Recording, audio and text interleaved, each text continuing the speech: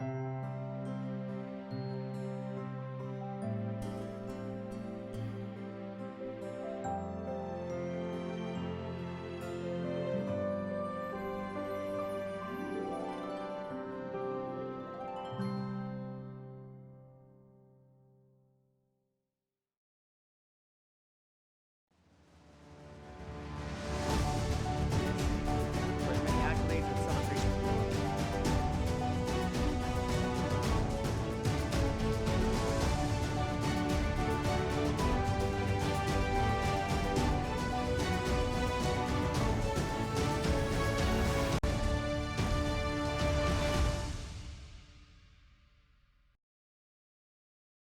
hi. Sorry, I was looking at a cute guy on Facebook. Buenas, my Crenisha. Happy Gay Pride Month. Sorry about the way I look and the way I sound. I sound like a lesbian in time for Gay Pride Month because I came down with the flu. Very appropriate. Happy Gay Pride Month. Welcome to our studios here in Hagåtña. My name is Troy Torres with Kandit News Group and the Kandit Corporation. We have like a full slate of news, but what I want to start with is the governor's weekly address. 1 second, don't go to my screen yet. Or actually, wait. Let me send you. Let's start with the governor's. Well, Guam Services Agency's or General Services Agency's ad today, and I don't know if this was. I think it's the Post. I mean, it's not the Post's fault, but it appeared there. This is funny. So you can go to my screen now. So apparently, according to the General Services Agency, our governor's name has changed to Lourdes A. Guerrero. At least I got the A right. And our lieutenant governor has not changed. His name is Ray Tenorio. We kind of skipped over that whole first gay lieutenant governor, first openly gay lieutenant governor in Guam history thing. Well, actually, it's arguable that Ray Tenorio is gay. And then there was one more, I didn't catch it, but like people in the comments, oh, there it is. No personal or como peni check. This is good.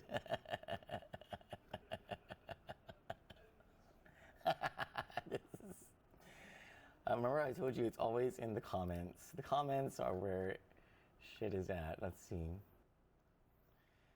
Taja Camacho says, holy shit, talk about typo error. Lita Bach, you had one job. James Howard, I'm sorry, so sorry. I saw that it was wrong and said to myself in that moment, this would be a good time for a training moment. So as they were printing Josh's name, I came from behind, put my hand on the keyboard and said to the editor, hey, I know I lost, but it wasn't my fault. I got Troyed. God bless you, James. So technically, I'm still the LT, and yes, the font remains the same. Anyways, Josh ain't gonna do shit. Oh, smack, and then he drops the mic. Alcantara, I just love her. Jules Therese, and they wonder why no one wants to buy newspapers or read their news. Yeah, I don't think people buy newspapers anymore. Ken doing is, that's what happens when they don't get their raise. They get paid to cut and paste lazy. This is too good. Dale, they didn't get the memo. Ed Chrysostomos says, Lania C. Ray at it again. Oh, this is good. Oh, Romeo Carlos, let's see what he says. Not sure which fuck up we are supposed to let you know about when we see it, or them. Another brilliant job by the not so brilliant, barely literate employees and director of Adeloop's communication department. Lose best and brightest, overpaid by tens of thousands of dollars. LLG, well, according to this, it's LAG, has gone from Governor Akfaji to Governor Guerrero. Closer, but still no cookie. Maybe next time she would actually be Leon Guerrero. As for her new LT, it is hard to remember Josh, not like he does anything, but the bad English and misspelled proper names for $75,000 a year. You would think they would have hired a director who knows how to use Grammarly or had a diploma from a certified ESL course to excuse the imbecilic copy. Chris Wong, see kids, this is what happens when you do drugs. Hey, maybe Adrian Cruz wrote this. since it's about. Never mind. Rico Velasquez. I swear to God, I find myself going to Mariana's dirty laundry just to see Rico Velasquez's comments. Claudia, you had one job. You know, I know Claudia, and she's like a very anal person. She's like, whoever did this and put Claudia's name on it is gonna be in a lot of trouble. I guarantee you. That girl, she do not mess around, and she is all about getting shit perfect. She's not gonna whoever did this is in trouble. Michelle Pierce says, Lou and Ray, LOL. Haha, someone done fucked up. Yes. Okay, so on a more serious note, however, the governor, we can stay on my screen as we go through this. governor.guam.gov/videos. The governor released her monthly address on a more serious matter, and she talks extensively, but at the same time, generally about the government's finances. But whoever put the video together, good job. It's very nicely done. Okay. And here it is.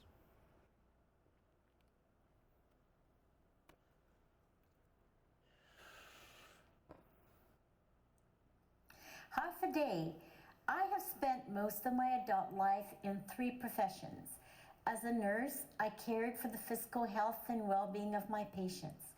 As a lawmaker, I authored bills that became laws to help improve the lives and well-being of our people. As a banker, it was my job to help clients on the road to financial stability. There are many things that separate these 3 professions, but I have learned that at the core of each is a shared goal, a shared responsibility. That responsibility comes extremely important when dealing with unstable situations. The first thing we must do is to stabilize the situation.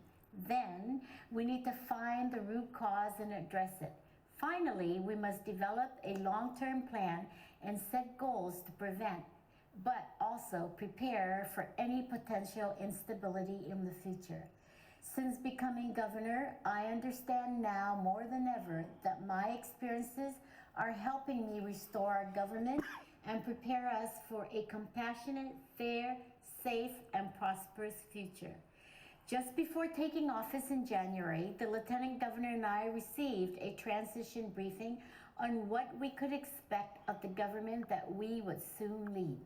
It was clear at that time, and even clearer after taking our oaths of office, that the responsibility of changing our island for the better required immediate action. I learned from my experiences that to increase your chances of success, you need a proper plan. For our government, we needed to establish stability, make an assessment of what was setting us back and address it, and finally have a long-term plan of realistic and achievable goals. This is what Josh and I are working on. Among the many issues that need attention is strengthening our government's finances. It's a difficult task, but we put together a competent and experienced fiscal discipline team to get the work done.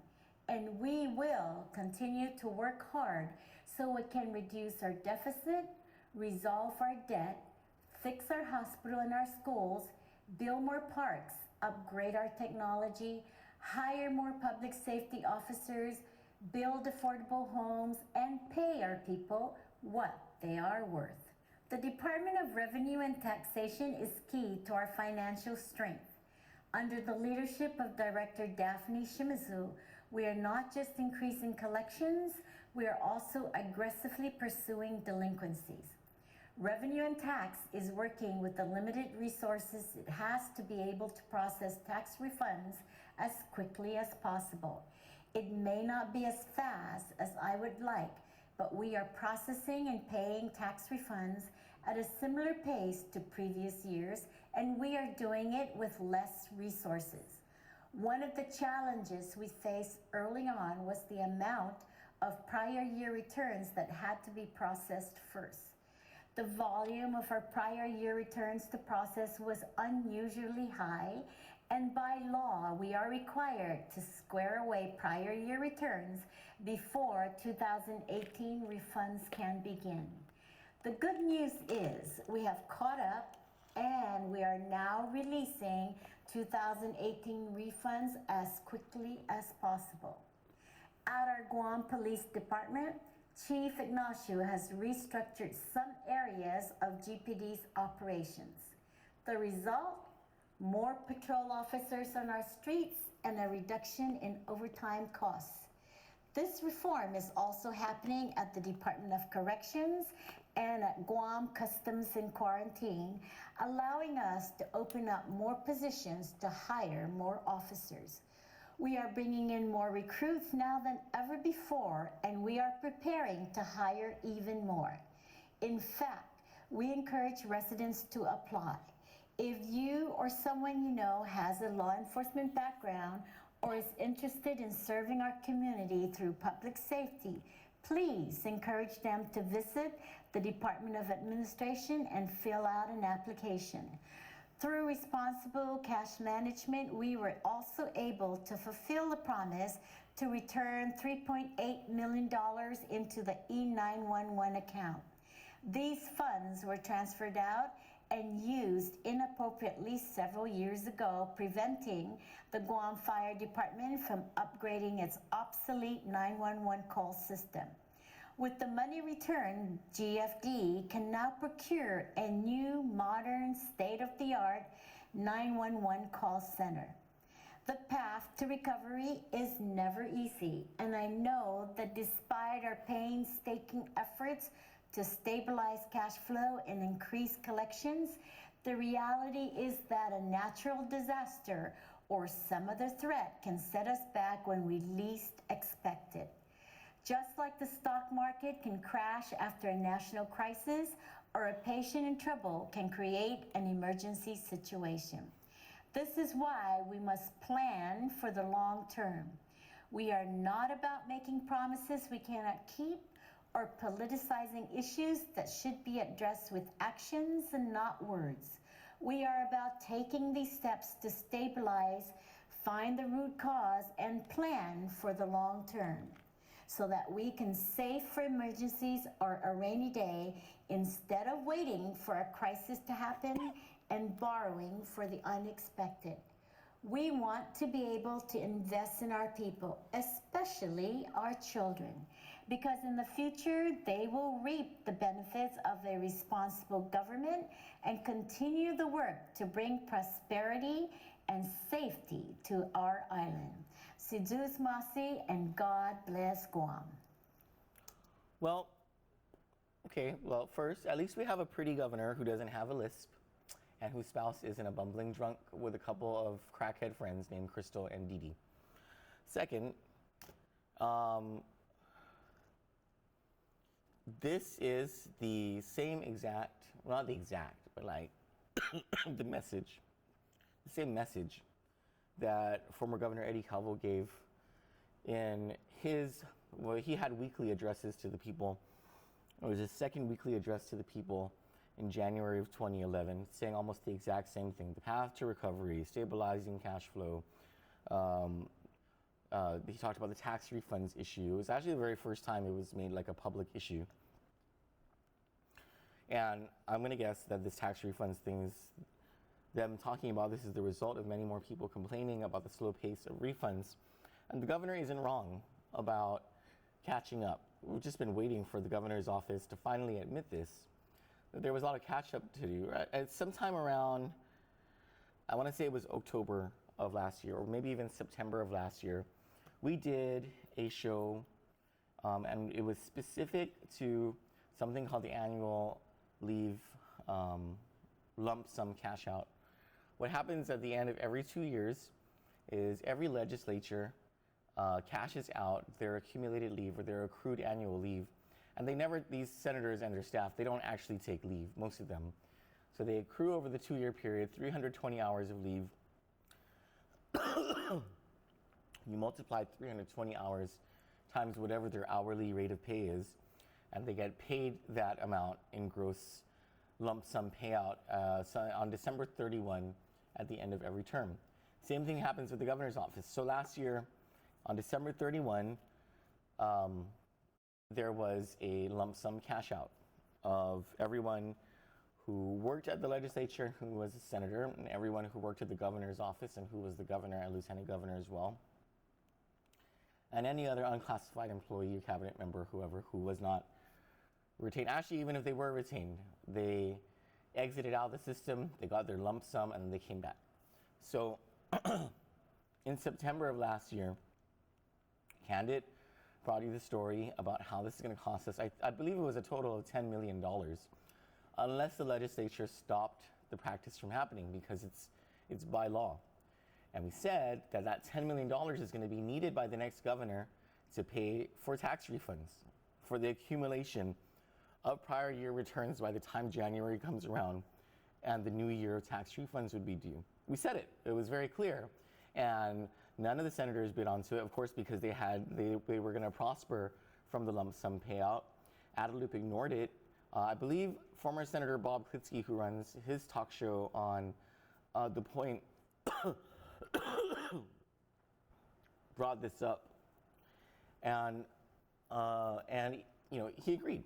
And he said, this is something that happens, and unless anybody does something about it, anyone has the courage to say no, I don't want that money, it will always be done. It will be a heist against the people of Guam. And so the governor isn't wrong that there was a backup of prior year tax refunds. And it also was not her fault. She wasn't in office at the time that our leaders decided to pay themselves and their staffs rather than paying tax refunds so that it didn't accumulate. Now, I don't think she's telling the truth, though, about the pace of payments of refunds. The math is very clear that tax refunds are being paid at a pace that is far behind the previous administration. And a lot of that has to do with the governor's commitment to not touch special funds. Now, there are two types of special funds. There's the restricted, I don't think the other kind is called unrestricted. I think it's just called special funds. So restricted accounts are like things like some federal funds that have attachments to them, like you just can't touch them. I believe child support would be another one. This E911 fund would be another one that she's talking about. But for instance, the special funds that go to the Mayor's Council, Kandit has been tracking reports coming out of the Mayor's Council of like all these different expenditures that are just whimsical in nature. And we'll do an expose on that. But there are line items that say things like $800 for Michelle's son. Yeah, that's an actual journalized line item in the financials of the Mayor's Council. It repeats like 3 months in a row. So I don't know who Michelle is, probably like a office worker somewhere or whatever, but these are your tax dollars, ladies and gentlemen. This is money that could have gone to tax refunds, but are not, because they're just being given to other things, which calls into question the priorities of the government. Moving on. So, KUAM had this excellent interview. I mean, I'm not saying it's excellent as in it's like good that it happened. I'm just saying that they got the story. And good job to them. From former Senator, current CCU Commissioner Judy Guthertz, who was ambushed along with others on University Avenue, coming out of the university, by a few young men wielding machetes who started attacking a caravan of cars coming out of that area. And this is what Senator Guthertz had to say. It's really a disturbing thing.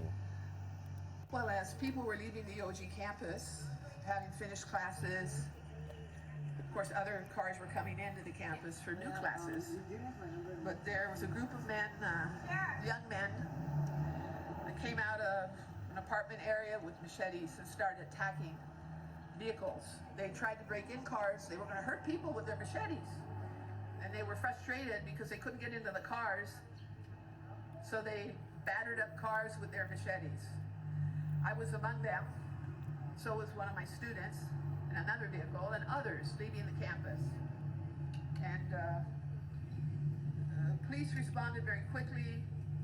They caught one suspect already. I think they caught another one just now. There's like 4 or 5 suspects. They're looking for the rest of them.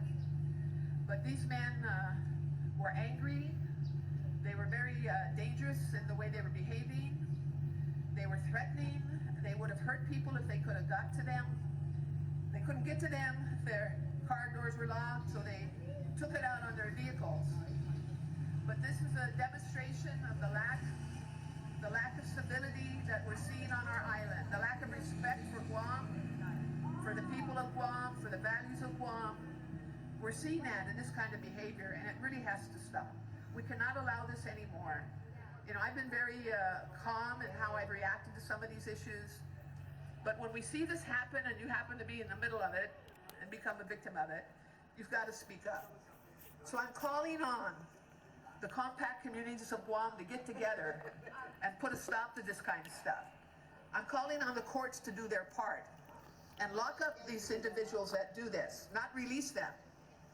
I was told by police officers at the scene, because I asked them what's going to happen now, with the ones that they were able to catch, they said that they'll be released by tomorrow by the court.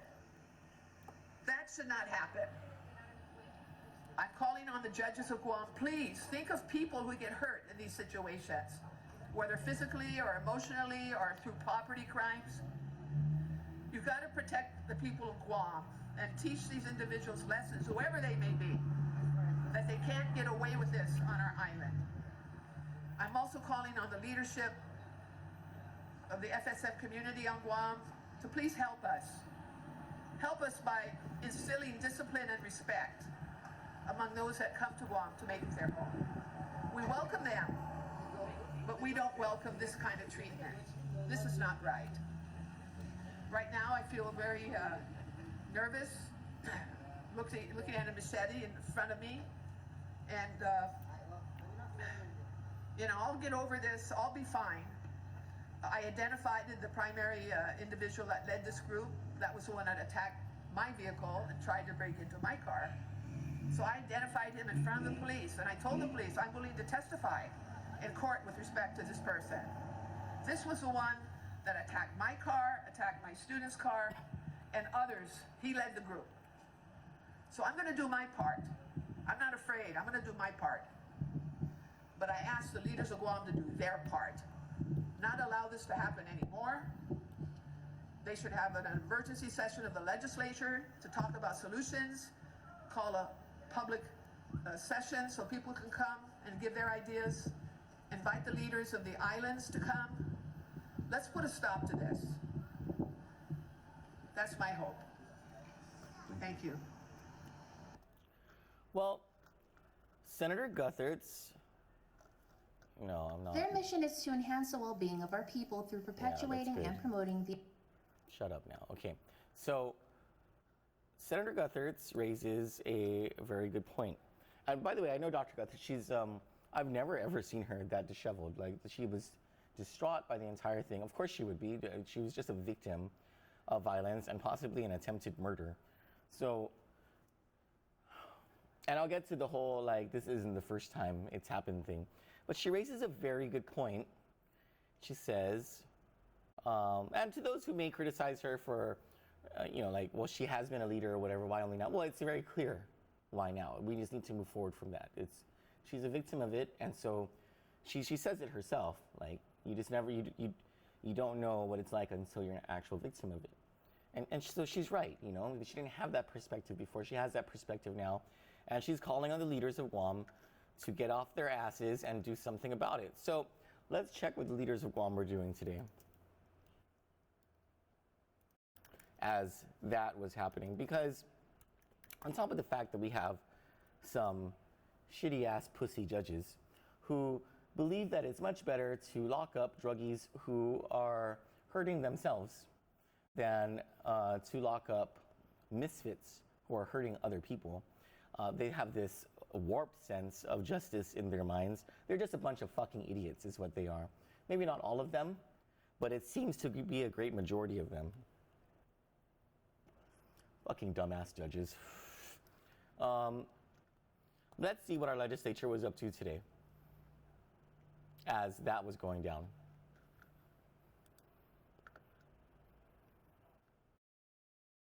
You can go to my screen, Chalu.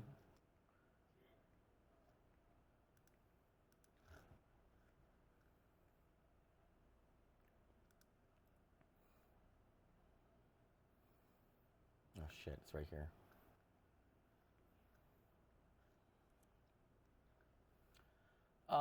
Today, was it today? No. Today is June 4th, right?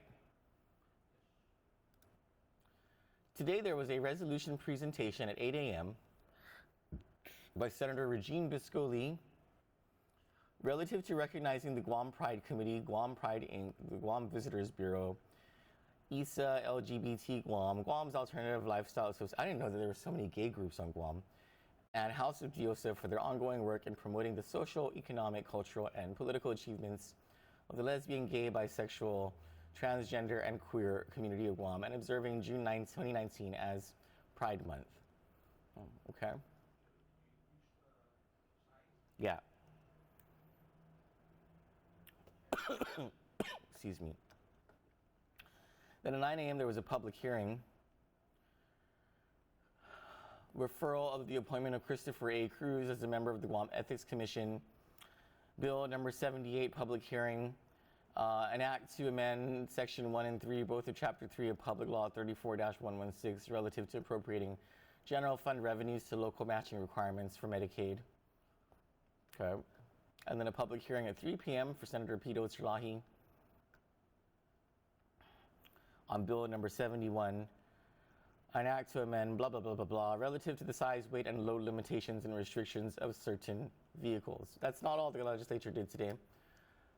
Let's check what they introduced as bills. We have 15 senators.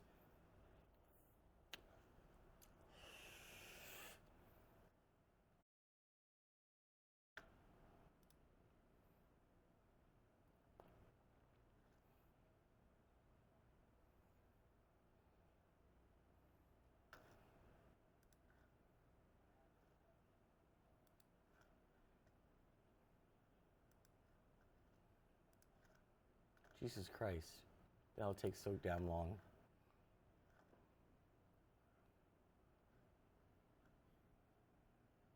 What's today's date? Oh, well, they didn't introduce any bills today.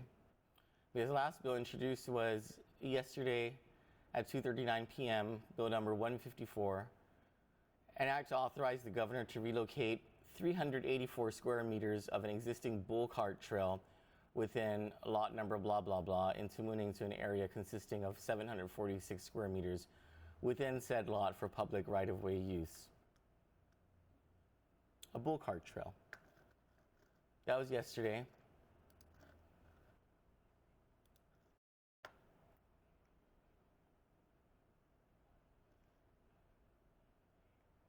That takes too long. Wait. That's just taking too long. Let's see what resolutions they introduced today.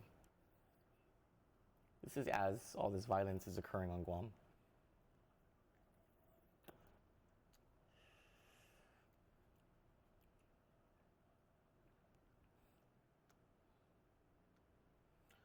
I'm just going to assume that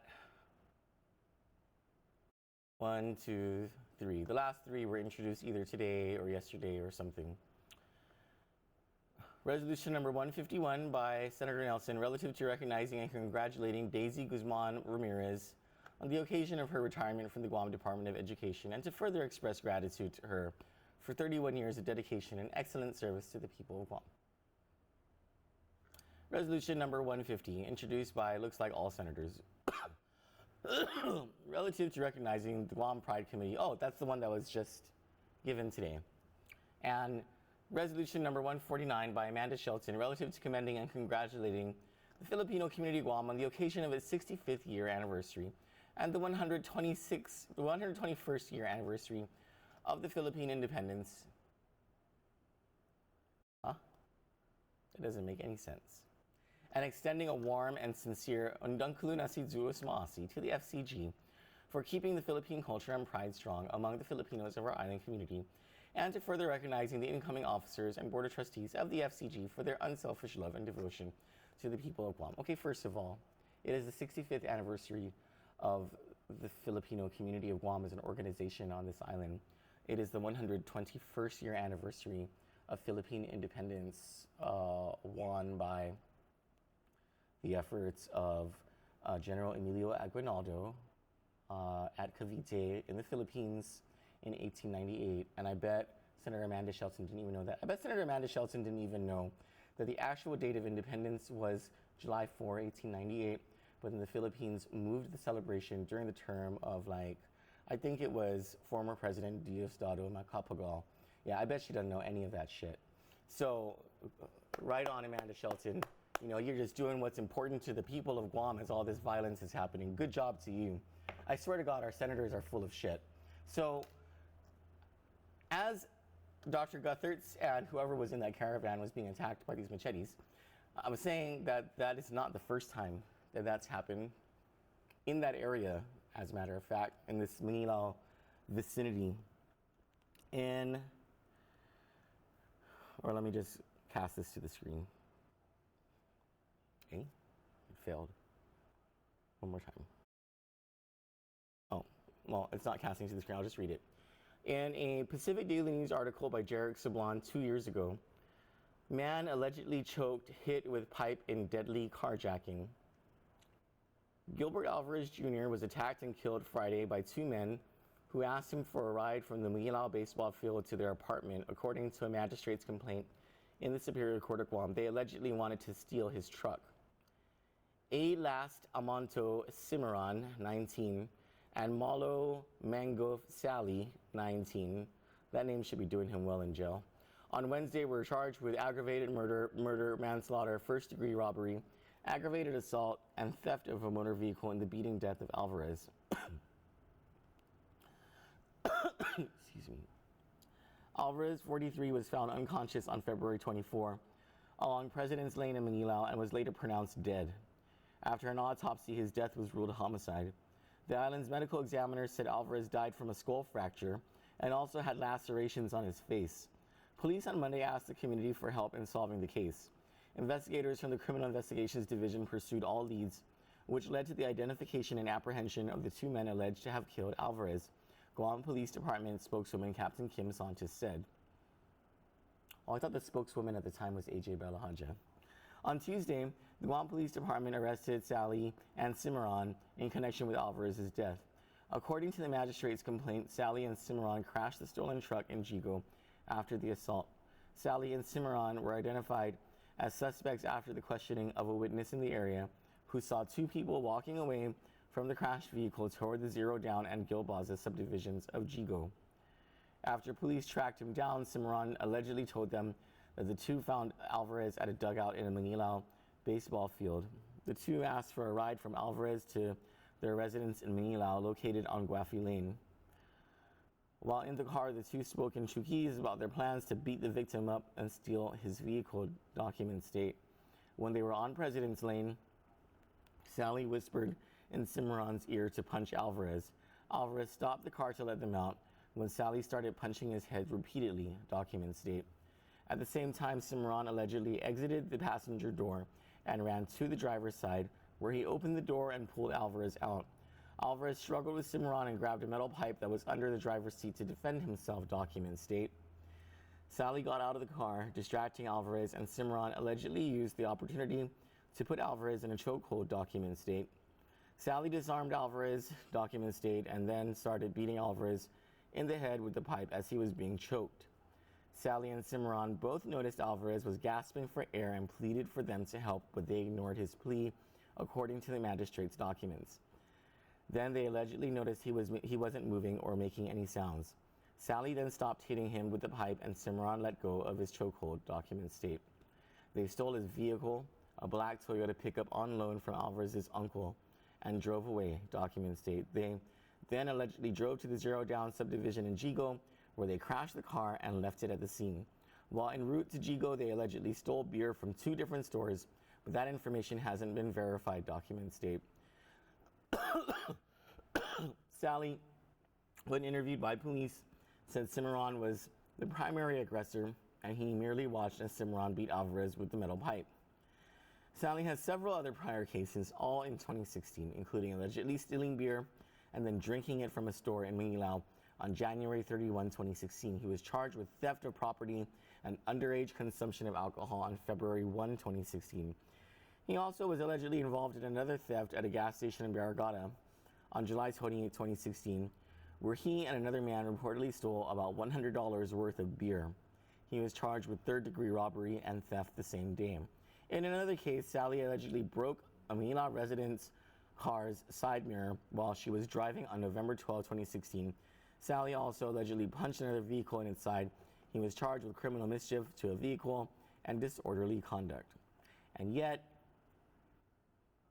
2 years ago, in December 2016, he was free and on the streets to kill Gilbert Alvarez Jr., who was someone's son, I remember. The father was completely distraught by the whole thing. I think he was the only child. So, there's a big fuck you to the judicial system for being so fucking stupid, so ridiculously retarded about what criminal justice means on this island, that it will release people who have this increasing and progressing level of violence, not ever seeing the signs that they are just going to become more and more violent against other people. And while these guys are probably in jail right now, I haven't checked. Oh man, it would be something if Michelle Titano has released them on parole. That would be something.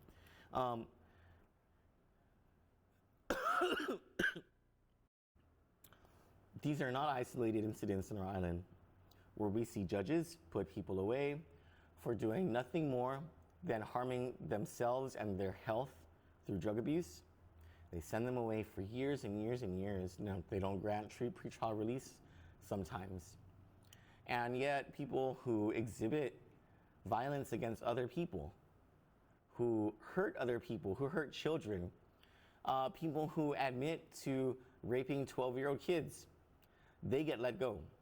Charges dropped, on pretrial release, free to go and hurt someone else. Look at Marlene Ewely, on our streets free until her trial, free to drive into another 4-year-old child, or maybe an infant this time, because the judge is that fucking stupid.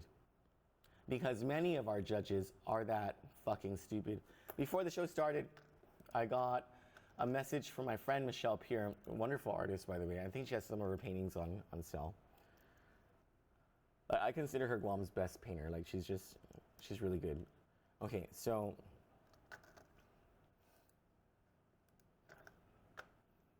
hold on. This just happened actually. And her dad's badass, so like, if it weren't for her dad restraining himself, these kids would have been dead. Here's the story. Can you see this picture? Okay. It's on, okay. So Michelle says, please share this. These stupid ass punks, specifically the guy in blue shorts, there you go, there's the tough guy, assaulted my dad last night at the Agate Marina. If you see them around Agate Marina, call the cops and report them, as they are not allowed to be there. The marina is not a public hangout. These teens have been hanging around the Agate Marina, running around the docks, jumping on and off people's boats, and recklessly riding bikes up and down the narrow docks. I would trip the motherfuckers. My parents were there yesterday afternoon, evening, when the kids were doing this, and my dad told them they aren't allowed there and need to stop. The kid in the blue shorts flipped him off, and then a little while later came full force on his bike down the dock right toward my parents. My dad blocked my mom and braced in front of the oncoming idiot, who finally screeched to a halt, missing my dad by a few inches. My dad yelled at him, "What are you doing? Trying to hit me and my wife?" The kid lunged at him, so my dad pushed him off the dock into the water. Kid got back up and started trying to fight my dad, punching him, yelling at my dad, "Fuck you." Oh, that's not a nice word. I'll fuck you up. not a nice word. I can't say that because that's. I can say fag. I can say derogatory things about Chamorros, Palauans, and Japanese people, but not about black people. My dad isn't your typical 67-year-old. He could have killed that dumb kid if he needed to in defense, especially if he was in the water, but finally kicked the kid to get him off of him. My dad asked him, "Why are you doing this? I could kill you, but you shouldn't even be doing this. I'm a 67-year-old man here with my wife. You are the most disrespectful kid I've ever met." Then the kid was out the gate and punching the gate while my dad held it closed. My dad has some bruises and a small bloody abrasion on his collarbone area, but otherwise they are fine. A nearby boat owner and witness called the cops. Thank you to the cop squad that rushed all the way from Palantat to get there and handle the situation. The kids tried to run when they showed up, but the cops got to them first. Good job, police. Report was filed, but no charges pressed. Idiots. Apparently, they've had trouble with these kids before, and they've been hanging around the marina since the kid's mom has been working at the marina grill. Apparently, earlier that day, 3 boats were also broken into and had stuff stolen. Well, you know what? They need a fire that kid's mom at the marina grill, so that those kids won't be there anymore. And they just need to throw these kids into fucking jail. Yeah. A port police officer was seen there today, and according to another boat owner, some kids were down there again, running around the dock. Not sure if it was the same kids. And the port police officer did nothing.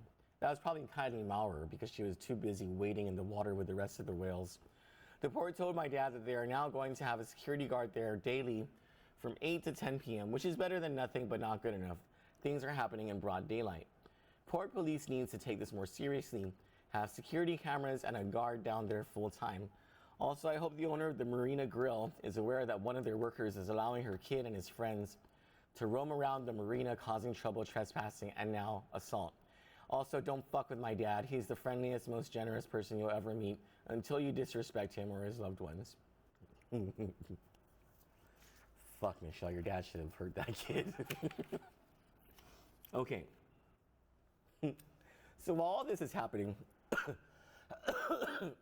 excuse me. While all this is happening, our leaders, as Senator Dr. Guthertz was referring to, just aren't doing shit. They're not. We have had this wave of, or this awakening to the problem with misfit violence, violence against children, now violence by children, violence against women, at the very least since, really all of this kind of rose to the surface from the Paul Moffness rape of the 10-year-old girl. And we've seen overtures from our government. We've seen them write enough on their palms and go out in front of the Guam Congress building and Adelup and these different areas and say that they're part of this movement. And except for some movement by Senator Therese Terlahi to get to the bottom of parole issues, and except for movements by our Lieutenant Governor, who is hot on this issue of criminal justice reform, we ain't seeing shit from the government of Guam. Yeah. I'm sorry. Let me just, not from the government of Guam, but from leaders, because we're seeing some efforts from the chief of police and from the director and deputy director of corrections. But it certainly isn't enough, and as Dr. Guthrie said, it requires leadership from this island. But what are they doing? They're sending out resolutions, writing little notes, going to funerals. They are talking the talk, and they're not walking the walk. Maybe they don't even know what to do because they're dumb. That really could be the issue, but most of all, they're disconnected from the reality that is criminal violence in this island, which is escalating. And it's very sad. So, on that note of our leaders don't know what they're doing, let's get to our favorite topic, Kelly March Taitino Pulatat. Let me just bring this shit up. Oh, don't go to my screen yet because I have to find this stuff.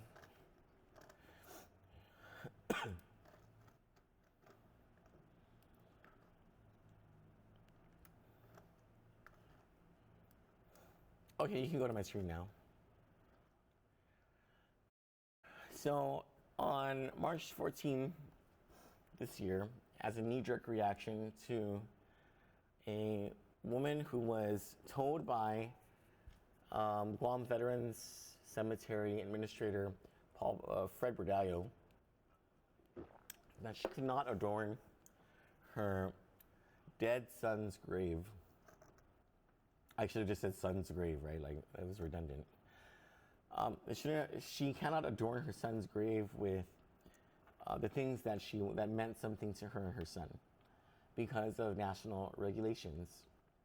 Well, because Senator Kelly March Taitano didn't actually check to see whether Fred Bordallo was full of shit, she had a knee-jerk reaction and introduced a resolution on March 14 that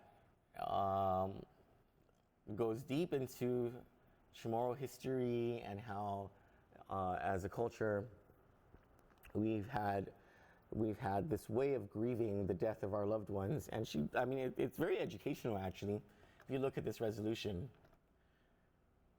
And then here's the part that, thank God it hasn't been passed yet and sent to these actual people. But if it was passed, it would be sent to, except for Congressman Mike St. Nicholas and Governor Lulian Guerrero, who are, local, so they can share that laugh with the rest of us as we laugh about how stupid this resolution is. It would also be sent to the Secretary of Veterans Affairs, the Acting Director of the National Park Service, and the Secretary of the Interior. Now, why would they laugh at this? There is a continuous reference to this 36 CFR subsection 12.10,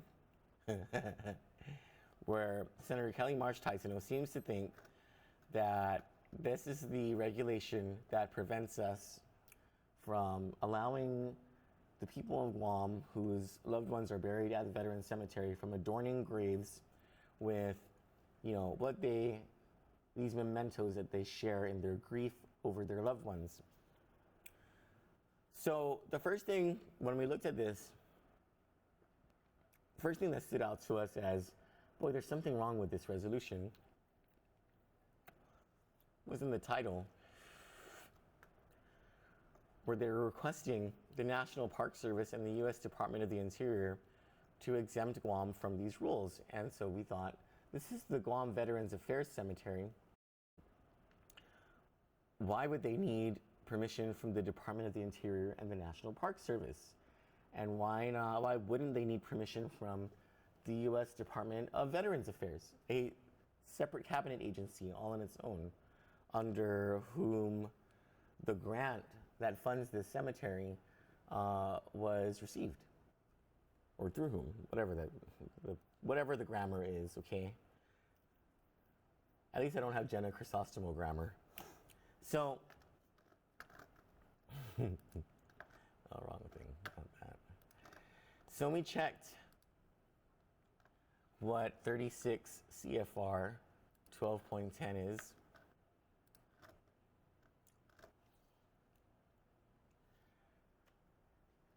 "36 CFR Part 12, under which 12.10 falls, is National Cemetery Regulations. And then under 12.10,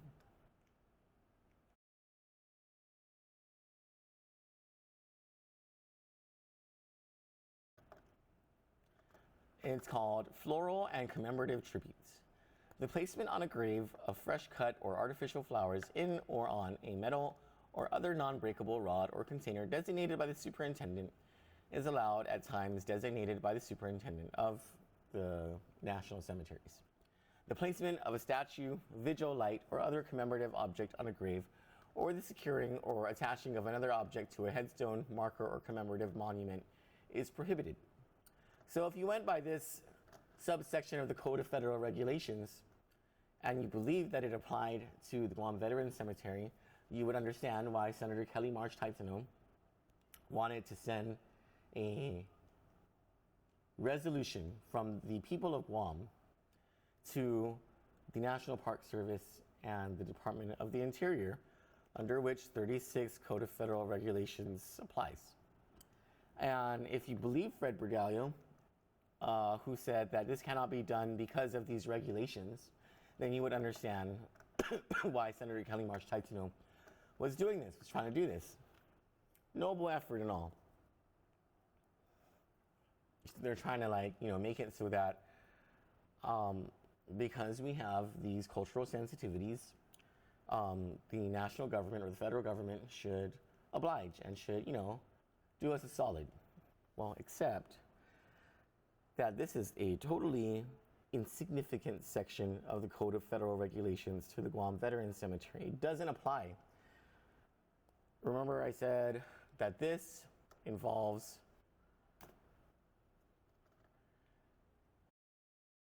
national cemeteries. Well, what the hell are the national cemeteries? Let's check. No, sorry.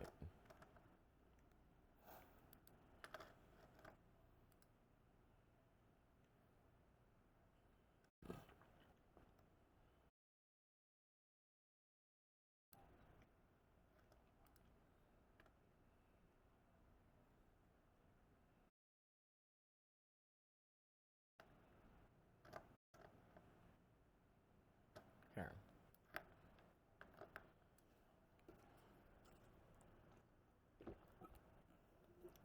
I just suddenly spit into this coffee thing just for any of you who were being that observant.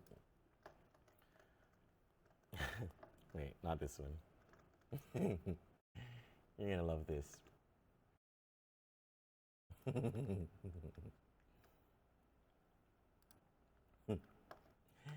Well, the National Cemetery Administration within the National Park Service has 14 national cemeteries under its control. According to Senator Kelly Marsh Taitino, 2 of these national cemeteries are found in Guam. One would be the Guam Veterans Cemetery, and the other one would be that, you see the cemetery in Agana, in East Agana, at the junction of Route 1 and Route 8. The one that nobody ever goes to because those are the people who died during World War II, I think. According to Senator Kelly Marsh Taitino, in her resolution, 2 of the national cemeteries are those. And then we find out that the National Cemetery Administration has only 14 cemeteries. We're like, wow, that is really important. Of the 50 states and the 6 territories, there's only 14 national cemeteries and 1/7 of them are on Guam.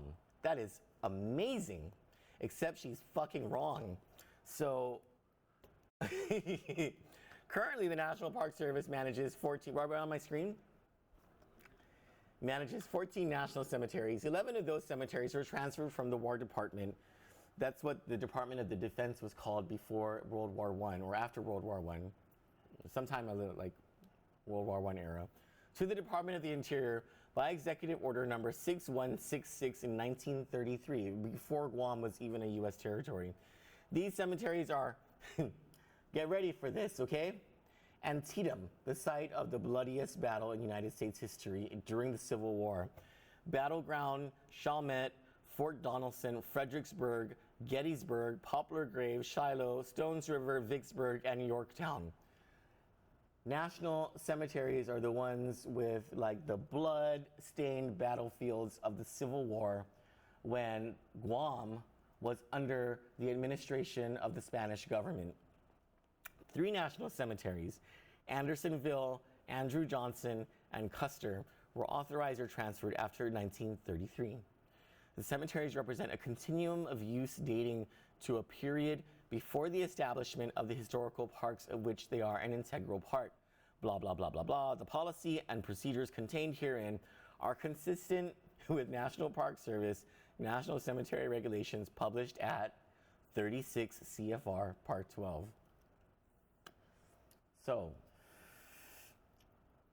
unless Senator Kelly Marsh Taitino's office was can prove to us that everything we're reading is from the English translation of the Russian government's Code of Federal Regulations, she is fucking wrong. And Fred, it's not only her fault. Fred Berdallo, the executive director or the administrator of the Guam Veterans Affairs Office, sold a bunch of grieving families a box of fucking goods. Do you know how many thousands, tens of thousands of dollars in people's hard-earned money went to those graves of their loved ones? And it's not just the money, it's the emotional detriment to them. When the Veterans Administration Office cleared those graves of things that they told those families weren't supposed to be there, they just cleared them, threw them away,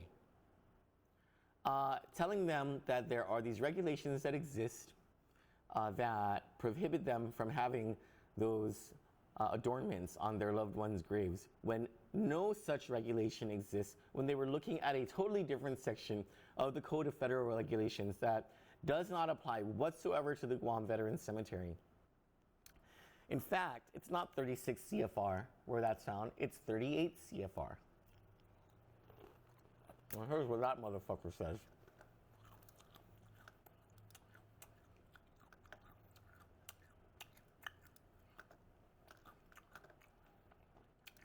Here we go.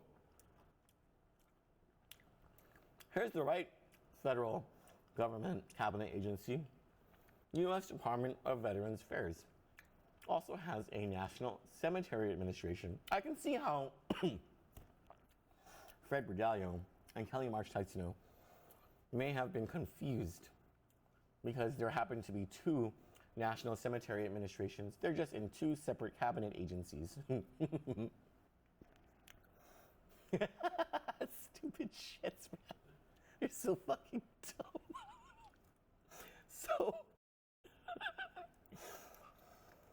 there are indeed national veteran cemeteries. It says the Department of Veterans Affairs National Cemetery Administration maintains 136 national cemeteries in 40 states and Puerto Rico, none of them on Guam, as well as 33 soldiers' lots and national and monumental sites. Please note that there is not a VA national cemetery in every state or territory for that matter. You may also want to check the listing of state veteran cemeteries. Well, let's check the listing of state veteran cemeteries, shall we? State cemeteries, it's just on the same page too. Many states have established state veteran cemeteries. Eligibility is similar to Department of Veterans Affairs national cemeteries, but may include residency requirements. Even though they may have been established or improved with government funds through VA's National Cemetery Grants Program, we have that. States' veteran cemeteries are run solely by the states. We cannot answer your questions or comments about any of these veterans' cemeteries. Not that Fred Berdallo ever actually asked a question to these people, apparently. Please contact the specific cemetery for information. And then in the very first contact for state cemeteries, it lists Guam Veterans Cemetery address 490 Chalan Palazzo, Agania Heights, Guam 96910. And you can tell that Fred Berdallo doesn't even know about the existence of this U.S. Department of Veterans Affairs National Cemetery Administration because he never gave his fucking name to them. It still lists Martin Adam Manglonia as the special assistant for the Guam Veterans Cemetery.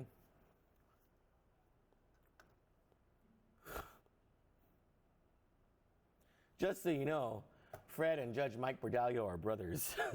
Just putting that one out there. So, it's fucking dumb fuck, man. This is what it says, because you might think maybe there are strings attached when you get a grant from the National Veterans Cemeteries Administration. Well, maybe if they researched a little bit more, they would see that this exists. State cemeteries, definition of federally funded and unfunded. Here's for the unfunded ones. That means the state has not applied for and received a VA grant to establish, expand, or improve this veteran cemetery. The cemetery is owned and operated by a state, so they have full control over whatever. But if it's VA grant funded, it says Grants are used to establish, expand, or improve veteran cemeteries owned and operated by the states. VA can provide up to 100% of the development costs for an approved project. VA cannot pay for acquisition of land. Cemeteries established under the grant program must conform to the standards and guidelines pertaining to site selection, planning, and construction prescribed by VA. That's it. To the development of the cemetery itself, not to its operations and maintenance. Cemeteries must be operated solely for the interment of service members who die on active duty, veterans as defined by federal law, and their eligible spouses and dependent children. States may impose residency requirements and other limitations to eligibility in addition to those imposed by federal law. State eligibility requirements, however, may not be less stringent than federal requirements. It says nothing about restrictions, federal restrictions on the operations and maintenance of the cemetery itself. As a matter of fact, in the very last line it says, the administration, operation, and maintenance of a VA-supported state cemetery is solely the responsibility of the state. So, well, maybe we were confused. Maybe we were confused because aside from our leaders being dumb, you know, there are these cultural sensitivities that are unique to Guam, but they're not fucking unique to Guam. Hawaii has these same issues, and since Hawaii also has a state cemetery, at least Hawaii understood the regulations very well. They weren't looking at 36 CFR, they were looking at 38 CFR, where they were supposed to look to, and they had the very same problem that we had. The very same issue of parents wanting to adorn the grave sites of their sons and daughters with culturally significant or familially significant grave markers, whatever, flowers, beer cans, candy, you know, whatever people, the bond that they share with their deceased loved one. And they have these holidays where this is something that they want to do, balanced against the desire for veterans to have, to abide by some sort of protocol that keeps the cemeteries looking as uniform as possible. They solve this issue by coming up with their own rules, as the 38 CFR actually tells state veteran cemeteries to do. So they came up with their own rules. So Hawaii actually has a national memorial cemetery, still open for cremation only. They have two state cemeteries. One is the Hawaii Office of Veteran Services, and the other is the Hawaii State Veterans Cemetery. On two different addresses. I'm sorry, they have three, but only two of them are active because one of them is closed. It's filled up with bodies. So, how do they handle their culturally significant issues? Where did that go? I had it somewhere here.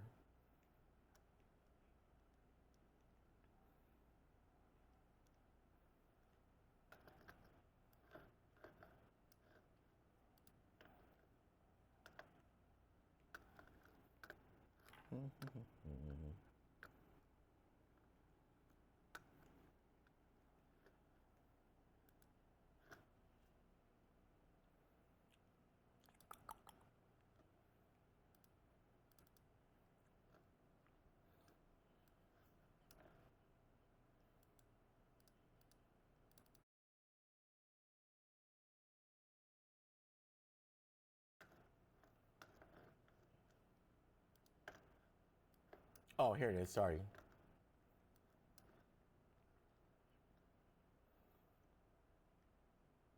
Oh, so they have this 2-pager on the installation of permanent flower vases at graves. Very simple, right?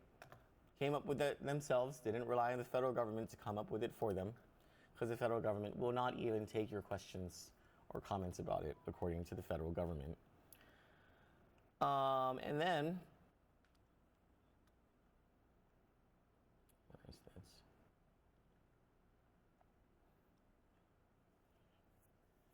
Number 7 in their general information, rules, and regulations for the Hawaii State Veterans Cemetery. Number 7 says, potted plants and wreaths will be permitted on grave sites only during the period of 10 days before and 10 days after Easter Sunday, Christmas, some Hawaiian holiday called Hana Matsuri, some Hawaiian holiday called Obon, and Memorial Day. Requests for exceptions to the above floral regulations will be submitted in writing with justification to the cemetery director. Potted plants are not to exceed 2 feet in height. In 3 sentences, the state of Hawaii was able to overcome all of that controversy that caused so much grief for so many families on Guam that received a knee-jerk reaction from Senator Kelly March Taisono, which was based completely on a different code of federal regulations than what actually applied to this island. And what's worse is the administrator of the Veterans Affairs Office and the Guam Veterans Cemetery didn't even fucking know. Didn't even know. Just made a rule without knowing shit. That's so. What a bunch of fucking turds, I swear to God. Wait, hold on. I'm getting some shit. Excuse me.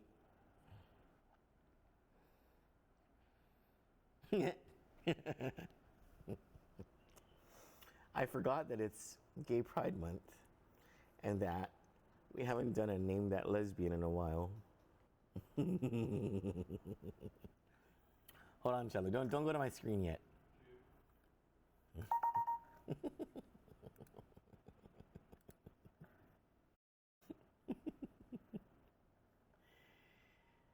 This is good. This is really good.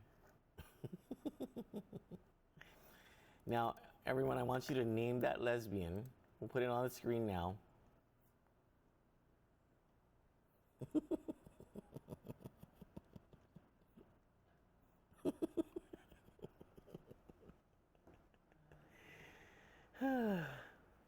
Happy Gay Pride Month, Guam.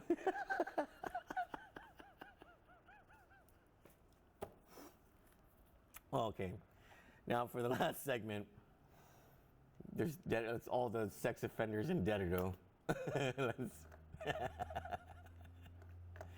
Okay, let's get serious here. Shit. All right. Guam Sex Offender Registry.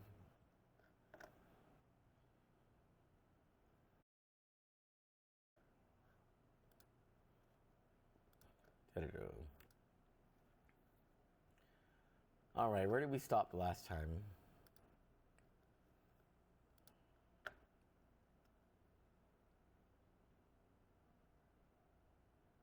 We stopped at Nicholas Lynn Galt. So, Curtis Joe Torrey George. Curtis Joe Torrey George was born in 1992.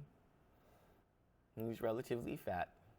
He's a level 1 sex offender convicted in 2012. Why is he out? Of second-degree criminal sexual conduct as a first-degree felony. His victim is a 13-year-old female. On his left forearm is a tattoo, Tori. He's homeless. So if you see this guy on the streets, keep your kids away from him.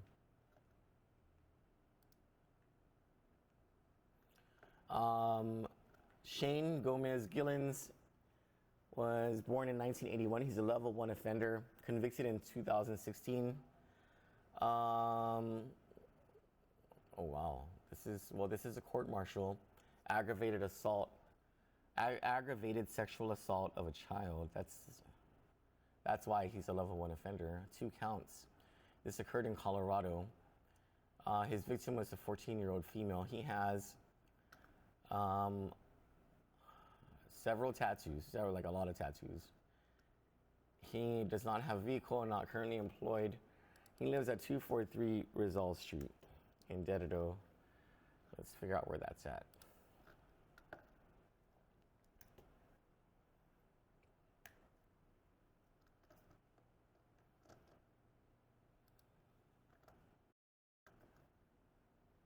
Where the hell is this? So this is Ukudu High School. This is Route 3, or otherwise known as NCS Road. He lives in the area behind Shell gas station. This is Finnegadsen Elementary right here.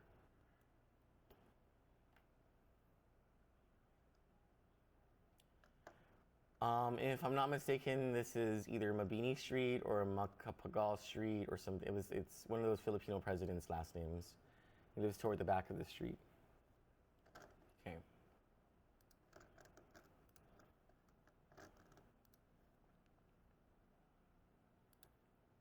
Ivan John Gomez is a level 3 offender. He was born in 1998. Fourth degree criminal sexual conduct as a misdemeanor. Convicted in 2018. He's on parole. His victim is 15. He is employed in Agate. And he lives on 436 West San Antonio Avenue in Dededo.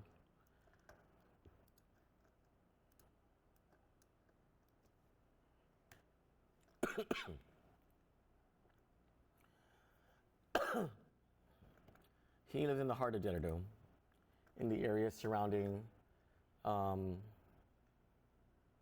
what's that place? Santa Barbara Church.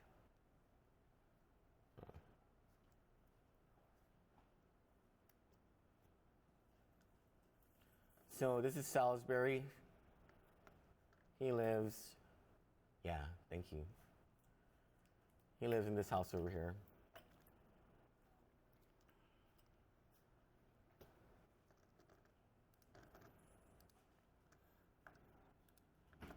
Gabriel Grothog is a level 1 offender, born in 1979, convicted in 2003 of sexual assault as a first-degree felony in the Northern Mariana Islands. His victim was 35 years old at the time.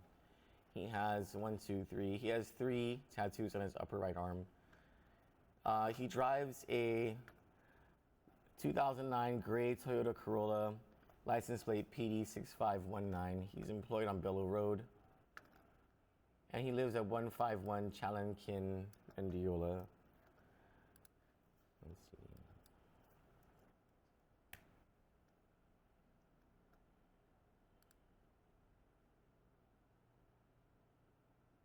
Oh, so he lives right at the base of Starts Golf Course. This is Route 3 over here. This is one of those housing developments. I don't know if it's Ironwood or Summer Homes, whatever. It's one of those big housing developments.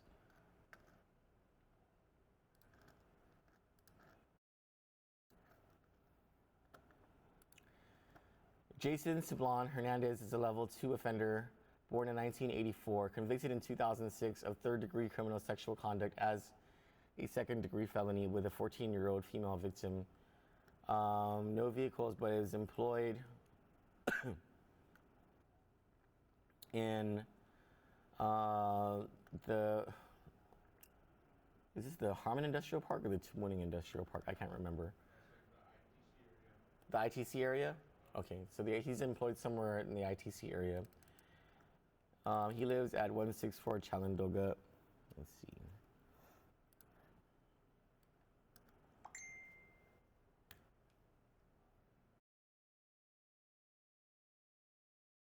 He lives in Estumbo.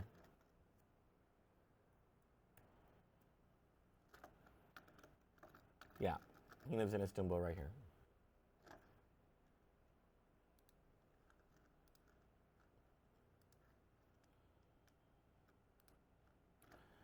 Jesse Hernandez was born in 1959. He's a level 2 offender, convicted in 1995 of second-degree criminal sexual conduct as a first-degree felony. His victim was a 12-year-old female. He has a tattoo of a parrot on his right shoulder. He has 3 cars, a 2016 black Toyota Tacoma, license plate PD3214, a 2016 black Toyota Tacoma, license plate DL77. That should have changed by now. Like, that's dealer, right? A 1991 blue Toyota 4Runner, license plate Mingilao 7381. He works at Cabras Highway and lives at 210 Chalan Cascal.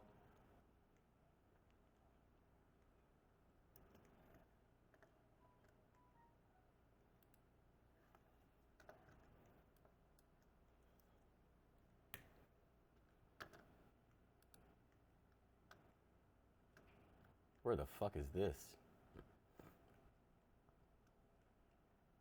Oh, he lives in the backwoods. So this is Ipalpal Estates. Wistig. He lives in the Wistig Road area. It's like practically Jigo. He lives far inside Guam, in Dededo.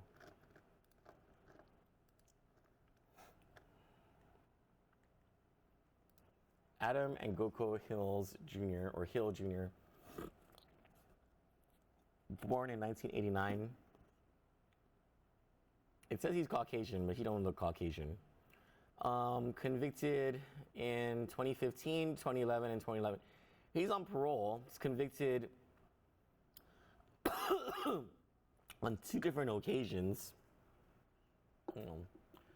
On the first occasion, 2 counts of third-degree criminal sexual conduct as a second-degree felony. And on the second occasion, 4th-degree criminal sexual conduct as a third-degree felony. His victims were 2 females, 14 years old, and 1 female, 15 years old. No car, no employment. He lives at 248 Cali JL Blas. Is that how you say that? C-A-L-L-E is Cali? I don't know. Like Umbi? He lives.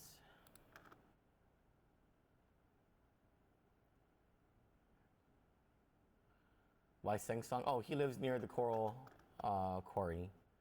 In I can't remember the name of this area. Is this Kaiser? Is this what they call Kaiser? Yeah, right? Kaiser Dededo.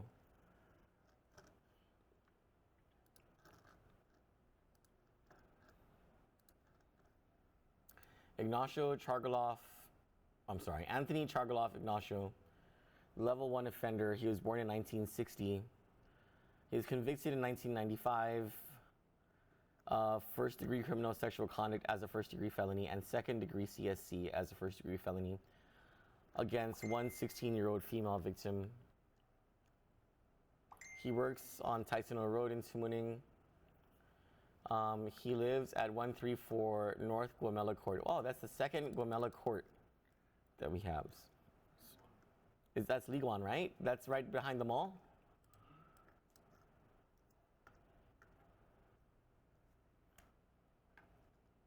Yep. He lives right behind the mall. I believe there's 1 sex offender right here. Something right here. Actually, this is the 3rd one. There's another one like right here or something. So there's 3 sex offenders in just this one area of Liguan Terrace. And there's a school just right down the street from there.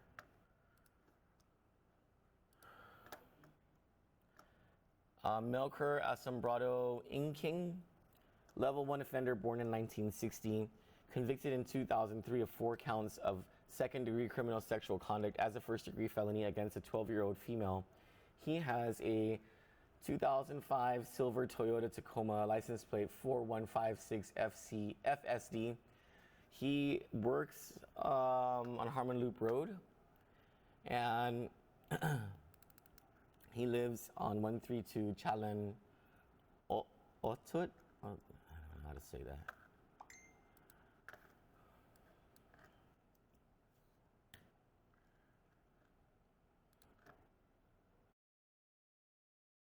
He lives across the Stumbo in the NCS area, sort of behind where Shell gas station is in that store.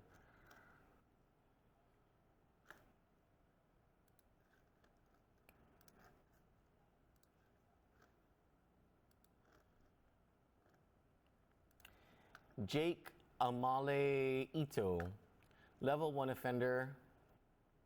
Ole. Convicted in 1998 in the Northern Mariana Islands of rape, forcible compulsion. 1 count against an 18-year-old female. No vehicles, unemployed. He lives at 126 Jalan Ibang. Huh? Kicked by what? No way. Did someone report us? No shit. Yeah, but there's no copyright anything. Am I okay still? Is it still running? Okay, we're back. Okay. After? Is this something newsworthy?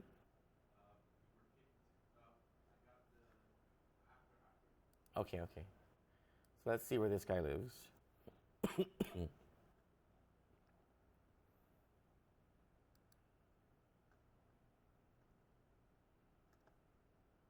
Oh, he lives right at the corner of the intersection of Waisengsong and Ostumbo. Yeah, that's where he lives. Let's see. Magic Mountain? Why do they call it Magic Mountain?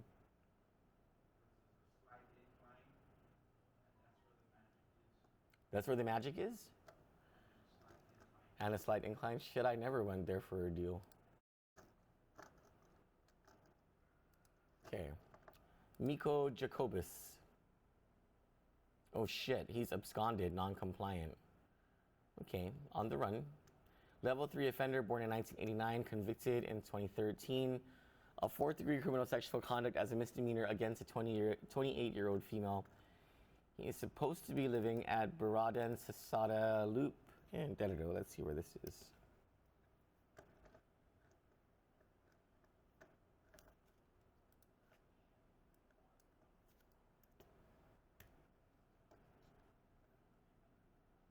At the edge of Ostumbo. There.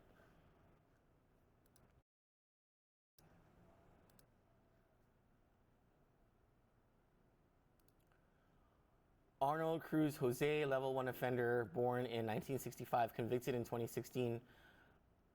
How's he a level 1 offender of 4th-degree criminal sexual conduct as a misdemeanor?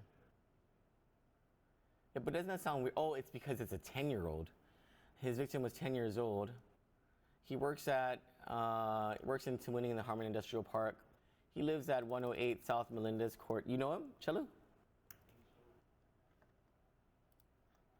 Let's see.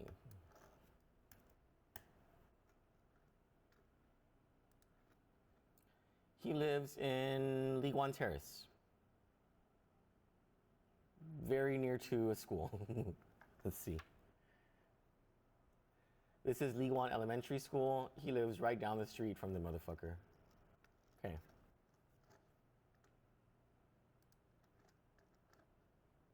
Well, I think Liguan, who's in the lead? Is it Liguan or is it Ostumbo? Isengsang? Oh. Alfredo Babauta Lastimosa, level 1 offender, born in 1957, convicted in 1984 of 3rd-degree criminal sexual conduct as a 2nd-degree felony. His victim was an 18-year-old female. He works, I'm pretty sure that's a hotel, and he lives on Fanihi Street. Let's see.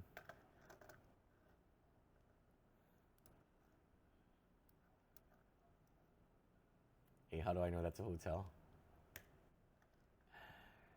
Because I used to be really fun. This is, what is the name of this darn road where they had the tires and there's the golf course here? I can't remember the name of this stupid road. But he lives in this neighborhood. Okay. Yeah, that's the one. That's the one. Jovi De Vera Lastimosa is a level 3 offender. He's relatively fat. Convicted in 2012 of 4th-degree criminal sexual conduct as a misdemeanor. Okay, now I don't understand why he's a level 3 offender when his victim was a 4-year-old male. That doesn't sound right. He's employed on Epal Road and lives at 532 Beach, Halampiga, Piga subdivision. So that's like either a duplex or an apartment or something. Let's see.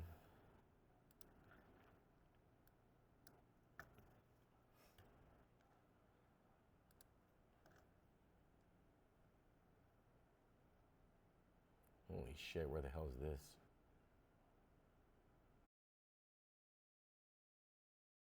Does that look right? That's Sinahanya. So that address is wrong. Don't mind that. And there might be something wrong with his label as a level 3 offender, or the age of the male. Either one. Jeremy Ray Leslie is a level 2 offender, born in the year of the monkey. That's my year, 1980. He's he's tall and 200 pounds, so he's not necessarily fat. Convicted in 2011 of third-degree criminal sexual conduct as a second-degree felony. 2 counts against a 15-year-old female. He's unemployed, no car, lives at 124 Mahongang Street. I don't know how to say that.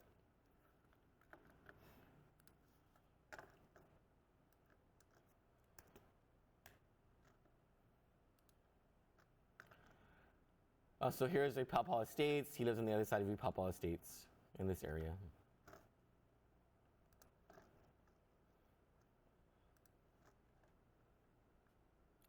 Philip Tetalta Mofnis is a level 1 offender, is definitely fat. Born in 1967, convicted of 2012 of, incest as a misdemeanor. All right. Incest as a misdemeanor. Oh, I didn't know that incest is actually illegal on Guam. His victim is a 20-year-old female. I thought that was just a joke because it's like everywhere. Like there's incest everywhere. He has 3. Is that really I didn't know that. That's a sex crime on Guam. Okay, he has a 2015 gray, and no, I have not been involved in incest. Gray Mitsubishi Outlander. ORDOT 3217-208 West Liguan Avenue, Unit 11. So this is like an apartment or something. Let's see. Copy. Paste.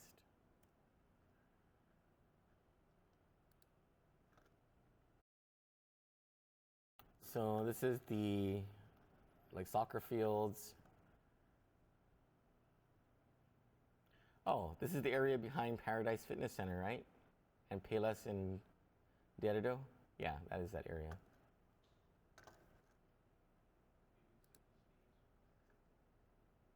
There's that one house right there, right? Calvin Jean McGee. It's definitely fat. He's a level 3 offender, born in 1983, convicted in 2004 of third-degree criminal sexual conduct as a second-degree felony. His victim was a 13-year-old female. Employed in Jigo and lives on Swamp Road at 199B Swamp Road. Before going any further, well, can we go back to me on the screen? I want to make a comment about, since this is Gay Pride Month, like the overwhelming majority of these crimes were committed by men against girls or females. Now, the Catholic Church can go and suck a fucking egg or stop sucking little dicks, okay? Catholic Church priests. Because this whole thing that we've been taught over the years about how, homosexuality is what leads to all these sex crimes and, these, whatever they call it, against society. No, motherfuckers. Clearly in the data, it's not. Go fuck yourselves. We can go back to the screen now.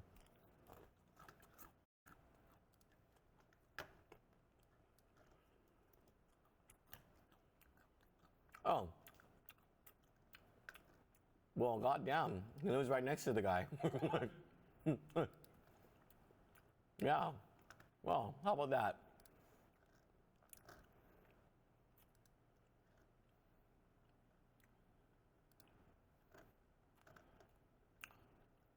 Oh, I know this guy. Okay.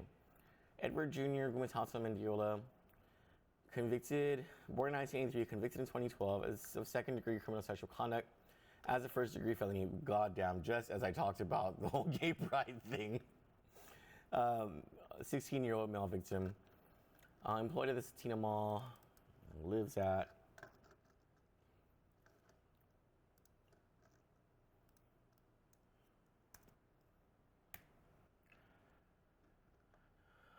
He lives in the Ukudu area. Is that Ukudu? No, that's not Ukudu anymore. What is this, Stampa Road or Swamp Road? That's Swamp Road. Yeah, but the access way is through Swamp Road. Yeah.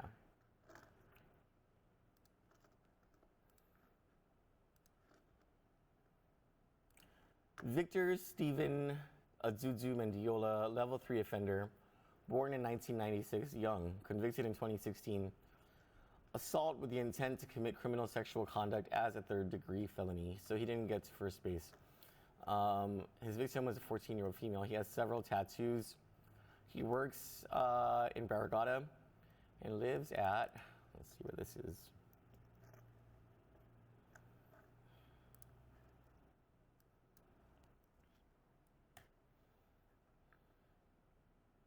Holy shit, where is this? That's not Guam. Where's Chalang Ibang? Which is itself like a fucked up name for the topic matter. Well, we don't know where he lives. Tyler Krase Mesubed Ole, also born in the year of the monkey, 1980, level 1 offender. Convicted in 2006 on a court-martial of carnal knowledge. I don't know what carnal knowledge is, but he's a level 1 offender, and his victim was a 24-year-old female, so it must be pretty bad. He is employed in Simuning and lives at 158 East Nandes Avenue, number A20.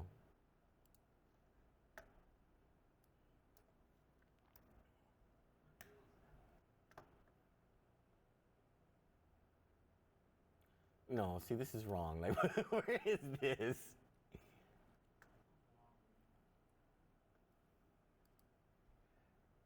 Well, let me just get rid of this.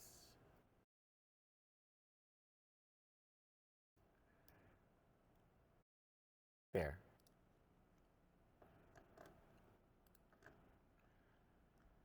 So he lives in the area off of Machechi Road going from Dededo to Laddie Heights. Probably in the area where that Abundant Life Church, not Abundant Life Church, what's that one church? That one Protestant church? It's right here. New Revival? Oh, Revival? Yeah, so he lives in that area behind there.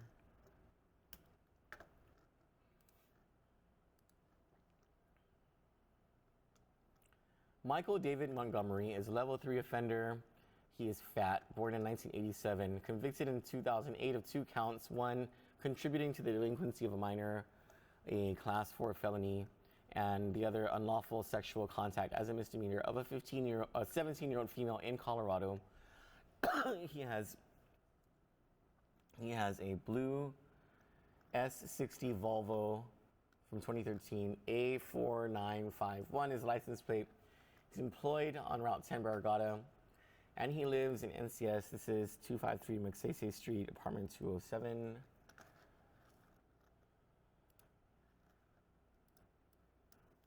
How I know that that's NCS is because there's this like row of streets in NCS that are all named after dead Philippine presidents. See, there it is. So that's like the Shell gas station area and the laundromat and all that stuff. He lives in this street, Magsaysay Street, in the back at an apartment number 207. Jose Materni Munia, level 2 offender, born in 1951, convicted in 2001 of 2 counts of third-degree criminal sexual conduct as a second-degree felony over a 10-year-old female. He has several tattoos, no car, no employment. He lives at 253 Chalan Aabang. Boy, they just named this shit right now.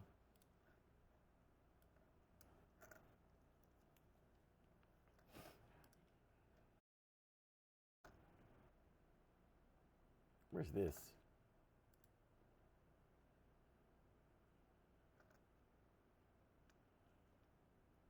Oh, NCS again.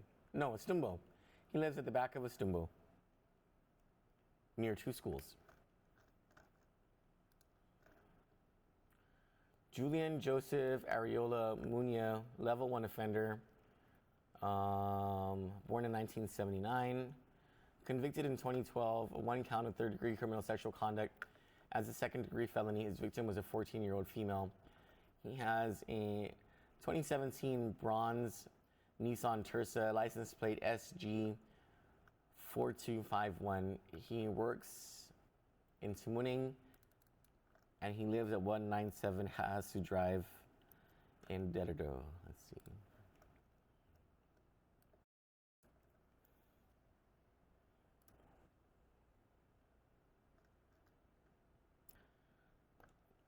Is this Swamp Road again? Yeah, behind Istumbo and off of Swamp Road, that's where he lives.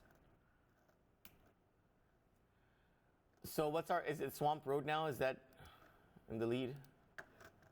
Or the Istumbo and Swamp Road area? And last for tonight, John Meno Napati. Is this a recent one or? No, he's on parole. Level 1 offender, born in 1954.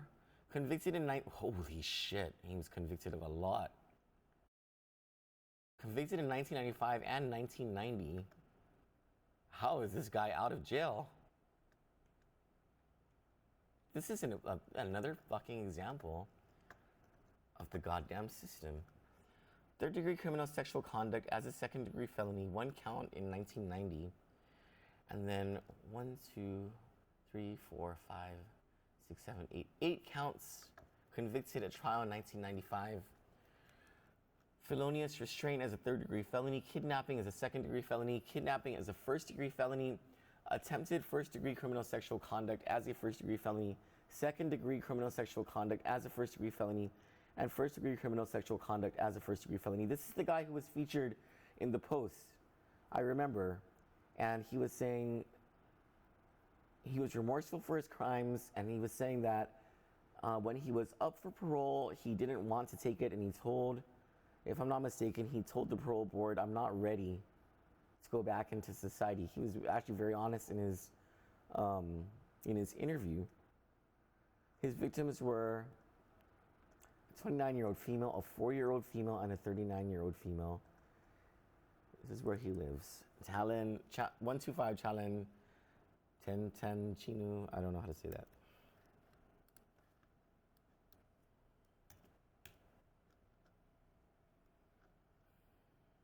He lives in Istumbo.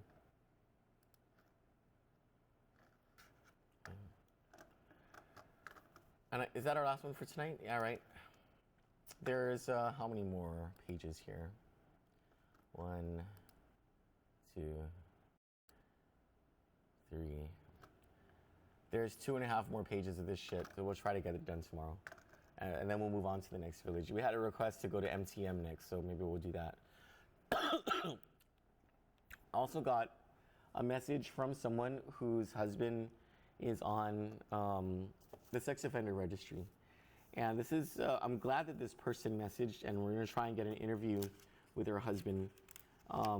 She said that when she saw that we were doing this, her heart fell because her husband is on this list. We haven't gotten to his name yet. But she began to tell a story about how he was falsely accused. See, this is the other part of this story, is that there may be people on this list who actually didn't do the crime. It's highly likely that there are people on this list who were wrongfully convicted, or they took a plea agreement because they didn't want to take the risk at trial and the prosecutors were being too hard on them. Without knowing those details, it's not like we can discuss it. All we can do is tell you what's on the sex offender registry in the interest of your safety and your caution and the caution that you need to have with your kids. It doesn't necessarily mean that these people actually committed the crimes. And that's the kind of story that we would appreciate understanding. If you wanted to come forward and tell your story, or your husband's story, your wife's story, or whatever, right? Whoever is on this list, and you want people to know, your side of the story, let us know, and we'll let you tell your side of the story. We won't even interrupt you. So, am I missing anything, Chaluda? Is there anything that I need to cover? Huh? Mariana's dirty laundry? Yeah, let's try that out. Dagine.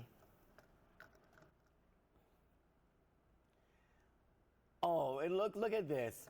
Fucking Jenna Chrysostomo, goddamn tattletaled on me. Fucking snitch. This post goes against our community standards. Fuck off. I was just defending my friend. Oh, that's why. Okay. I can't go to MDL because it'll kick the thing out. Okay, so we'll do MDL later. Thanks, guys. Good night.